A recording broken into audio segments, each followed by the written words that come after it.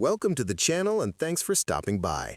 Today we're taking a closer look at one of the most interesting compact people movers on the used market, the third-generation Mazda5, built from 2010 to 2018. It's practical, efficient, fun to drive, and surprisingly affordable.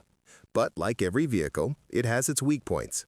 So in this video, we're breaking down the top 3 most common problems you'll want to know before buying or maintaining a Mazda5.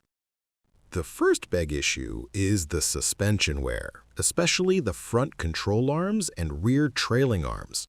Owners commonly report clunking, rattling, or knocking noises when going over bumps, and sometimes a vague or unstable feeling at highway speeds.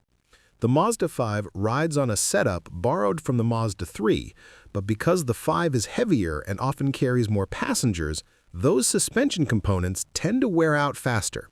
Bushings crack, ball joints loosen, and rear arms develop excess play.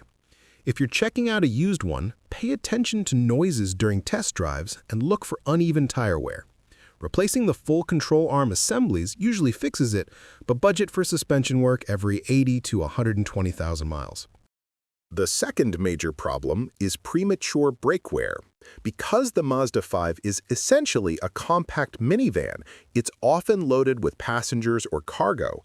Combine that with its sedan-sized brake system, and the result is faster than expected rotor and pad wear.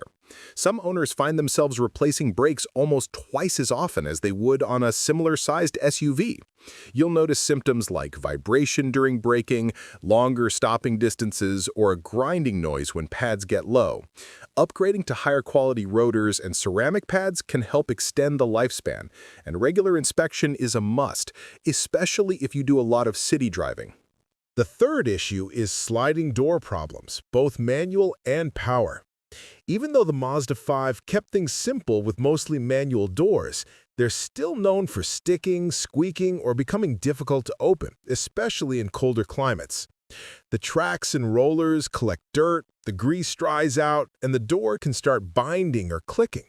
If your model has power doors, you might encounter sensor malfunctions or incomplete closes.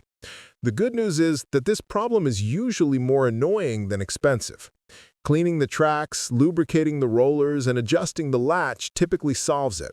But if the rollers are worn out, a replacement kit may be needed.